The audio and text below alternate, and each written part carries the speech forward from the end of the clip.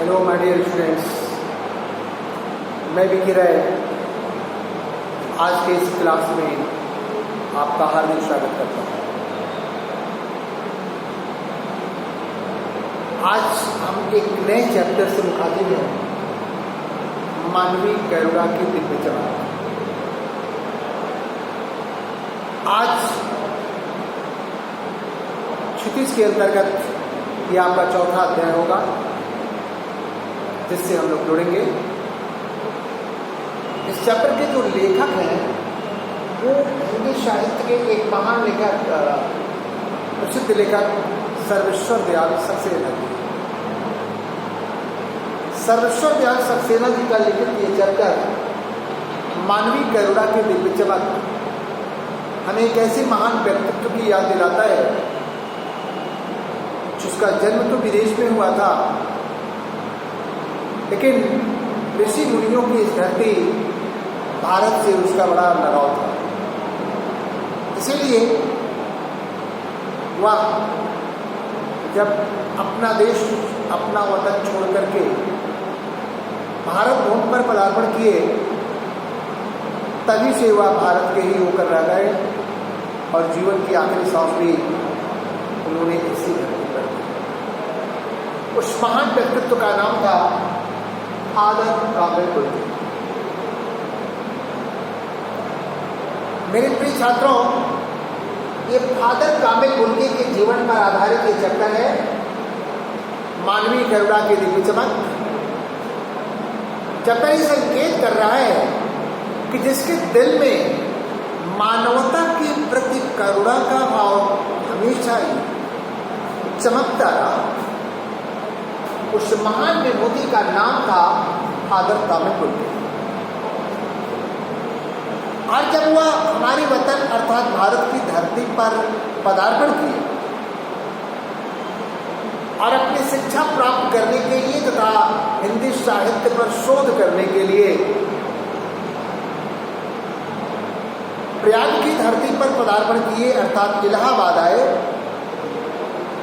और इलाहाबाद आने के बाद वो परिमल संस्था से जुड़े। राम कथा पर शोध करते वक्त उन्हें जब अन्य चीज़ों की खोज करने की आवश्यकता महसूस हुई तो वो परिमल संस्था से जुड़े, जो प्रयागराज की धरती पर हिंदी साहित्य की एक प्रसिद्ध संस्था है। और उस परिमल संस्था पर में से जुड़ने के बाद उन्होंने राम कथा पर विशद अध्ययन किया, और वहीं पर उनके दिल में हिंदी भाषा के परिमार्जन, हिंदी भाषा के शब्दकोश की अभिवृद्धि और हिंदी भाषा को राष्ट्रभाषा के रूप में देखने की ललक उनके दिल में जागृत हुई। उसी परिमल संस्था में उनकी मुलाकात इस चैप्टर के लेखक सर्वेश्वर दयाल सक्सेना जी से। यूं तो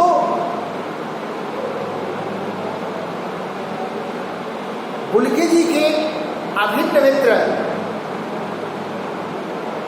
डॉक्टर रघुवंशी हुआ करते थे, लेकिन डॉक्टर रघुवंशी जी के साथ साथ का जुड़ाव सर्वेश्वर दयाल सक्सेना जी से भी था। इसीलिए जब फादर कामिल बुल्की ने अपनी जिंदगी की आखिरी सांस ली तो उस मानवता के पुजारी बुल्की जी की याद में जिन लोगों की आंखें, जिन हिंदी साहित्यकारों की आंखें नम हुई, उन्हीं में से एक थे सर्वेश्वर दयाल सक्सेना। और सर्वेश्वर दयाल सक्सेना जी ने उनकी याद को अपने दिल में सजोए हुए संस्मरण विधा में इस चैप्टर की रचना कर दी। तो मेरे प्रिय छात्रों, फादर कामिल बुल्की के जीवन पर आधारित यह चैप्टर मानवीय करुणा की दिव्य चमक सर्वेश्वर दयाल सक्सेना जी के द्वारा संस्मरण विधा में लिखा गया है। जिसमें उन्होंने फादर कामिल बुल्के को अपनी विनम्र श्रद्धांजलि अर्पित करते हुए उनके व्यक्तित्व पर प्रकाश डाला। आइए फादर कामिल बुल्के का आज संक्षिप्त परिचय जानें। फादर कामिल बुल्के हमारे भारत की धरती से दूर बेल्जियम देश के रैम्सचैपल नामक शहर में पैदा हुए थे। रैम्सचैपल शहर की धरती पादरियों, धर्मगुरुओं, यहूदियों और साधु सन्यासियों की, संतों की धर्म नगरी कही जाती है। ऐसे पवित्र शहर में फादर कामिल बुल्के जी का जन्म हुआ। उनका भरा पूरा परिवार था। माता, पिता, 2 भाई, 1 बहन से भरा पूरा उनका अपना परिवार था। फादर कामिल बुल्के ज्यों-ज्यों सयाने होते गए, उनके हाव भाव, उनकी जीवन शैली को देखकर उनकी मां को शुरू में ही आभास हो गया था कि मेरा बेटा शायद हाथ से निकल गया, क्योंकि उसे पारिवारिक प्रेम से विशेष रुचि नहीं है। दीन दुनिया से दूर वह शांत और एकांत अपने विचारों में खोया रहता है। जन्म देने वाली मां इस बात से बखूबी परिचित हो। इस बात का उल्लेख भारत में रहते हुए फादर कामिल बुल्के जी अपने इष्ट मित्रों से किया करते थे। अपनी मां से उनका अगाध प्यार था। एक बहन थी, उससे उनका विशेष लगाव था। उसकी शादी नहीं हुई थी, उसके विवाह की फिक्र उन्हें हमेशा लगी रहती। अन्यथा अपने भाइयों और अपने पिता से उनका विशेष लगाव तो नहीं देखने को मिलता है उनके शब्दों में, लेकिन परिवार होता है, खून का रिश्ता होता है। भला कोई अपने परिवार को इस सांसारिक मोह माया के रिश्ते से बंधे हुए उससे अपने को अलग नहीं करता। तो उनके दिल में उनके प्रति लगाव रहा होगा, लेकिन उनको ज्यादा चिंता अपनी मां और अपने पान के लगे। तो आपने ये जाना कि रैम्सचैपल शहर में उनका जन्म हुआ था, जो बेल्जियम देश में है। उस रैम्सचैपल शहर में उन्होंने अपनी शिक्षा दीक्षा ली। इंजीनियरिंग की पढ़ाई जब वो कर रहे थे, उसी समय उनके दिल में भारत आने की इच्छा जगी और भारत आने का उनका एकमात्र उद्देश्य सन्यासी के रूप में भारत आना था। उनका भारत देश से लगाव हो चुका था। उनका भारत की राष्ट्रभाषा के रूप में प्रयासरत भाषा जो यहाँ के लोगों की एक जान होती है, उस हिंदी भाषा से उनका लगाव हो चुका था और इंजीनियरिंग की पढ़ाई करते हुए उन्होंने अपने धर्म गुरु से सन्यासी बनने की इच्छा प्रकट की।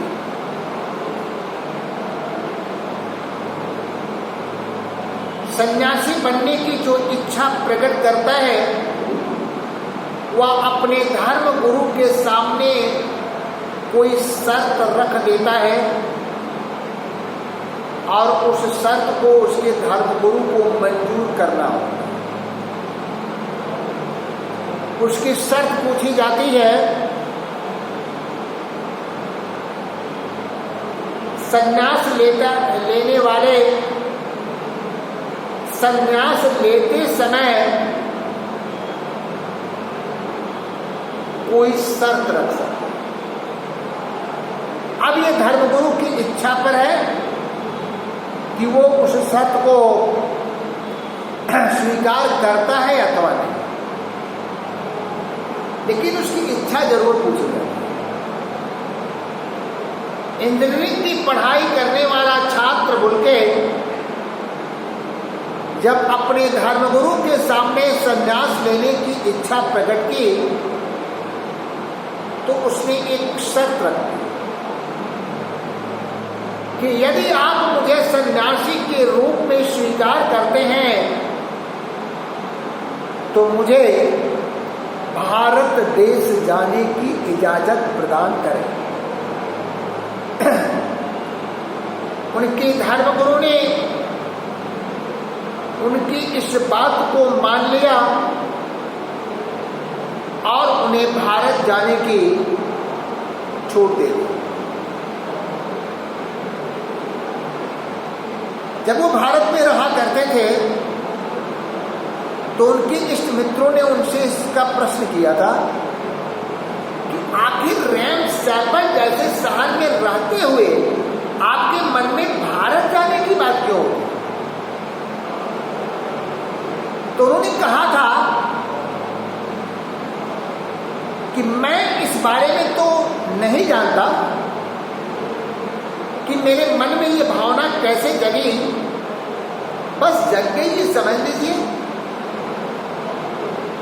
मन में बात आ गई और मैंने अपनी इच्छा प्रकट कर दी। और अब तो भारत में आने के बाद यहाँ की धरती से मेरा इतना आत्मीय लगाव हो गया कि मैं इस वतन को छोड़कर और कहीं जाना पसंद नहीं करता। ये था उस विदेशी शख्सियत का इस धरती से लगाव।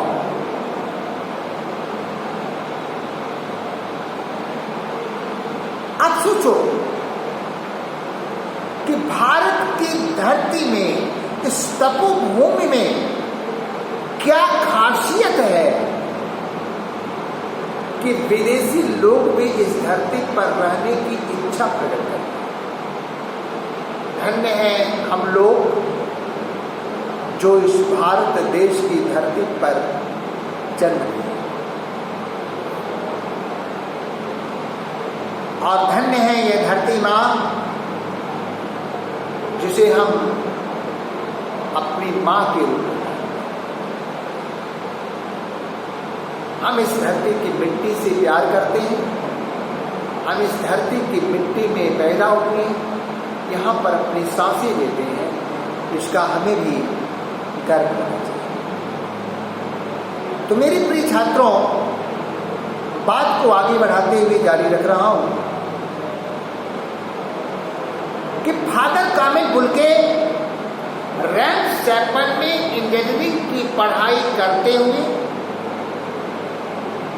सन्यासी बनने की भावना जब मन में जगी तो उन्होंने अपने धर्मगुरु से अपनी इच्छा को प्रकट किया और साथ में शर्त लगा दी कि मैं भारत जाना चाहता हूँ। उनके धर्मगुरु ने उन्हें इजाज़त दे दी और वे अपना भरा पूरा परिवार छोड़कर भारत चले गए। यहाँ पर सबसे पहले भारत में आने के बाद वो कलकत्ता की धरती पर अपना पहला कदम रखे और कलकत्ता की धरती पर आने के बाद वो एक धर्मगुरु बन चुके थे, तो सबसे पहले वे जीसस संघ से जुड़े। जीसस संघ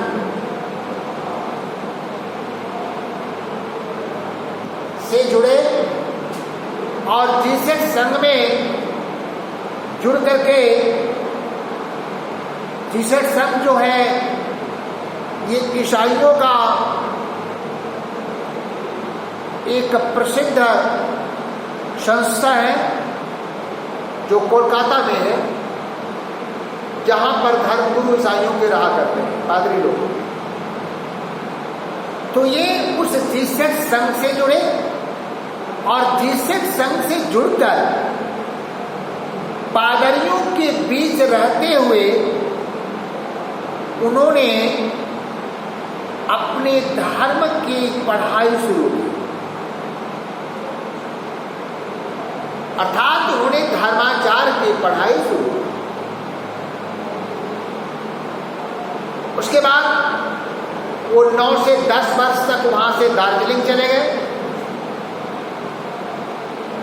दार्जिलिंग में उन्होंने अपनी शिक्षा दीक्षा ली। कोलकाता से उन्होंने बीए किया और कोलकाता से बीए करने के बाद भारतीय शिक्षा का जो उस समय का केंद्र माना जाता था, जहां से ज्ञान की किरणें सारे देश के लोगों को आलोकित करती थी, उस प्रयागराज की धरती पर उन्होंने कदम रखा और इलाहाबाद विश्वविद्यालय से उन्होंने एमए की पढ़ाई की। एमए की पढ़ाई पूरी करने के बाद उन्होंने शोध करना शुरू किया। डिलिट की उपाधि के लिए उन्होंने प्रयास किया और उनके शोध का विषय था राम कथा। इस राम कथा पर उन्होंने शोध करना शुरू की और राम कथा पर शोध करते हुए उन्होंने बहुत कुछ जाना और सीखा और उस शोध ग्रंथ को पूरा किया। और राम कथा पर शोध करते हुए उनके दिल में भारत भूमि, यहाँ के ऋषि मुनियों, यहाँ के देवी देवताओं के प्रति उनके मन में एक अभिरुचि जागृत हुई। और उसके बाद हिंदी भाषा से एक तरीके से उनका लगाव हो गया और राम कथा पर शोध करते हुए वह इलाहाबाद में हिंदी साहित्य की एक प्रसिद्ध संस्था परिमल से जुड़े। इस परिमल से जुड़ने के बाद उन्होंने हिंदी भाषा के परिमार्जन और हिंदी भाषा के विकास के बारे में बहुत कुछ लिखा। परिमल संस्था से जुड़ते जुड़ते उनके दिल में हिंदी भाषा के प्रति काफी लगाव हो चुका था। वो हिंदी का काफी उत्थान देखना चाहते थे।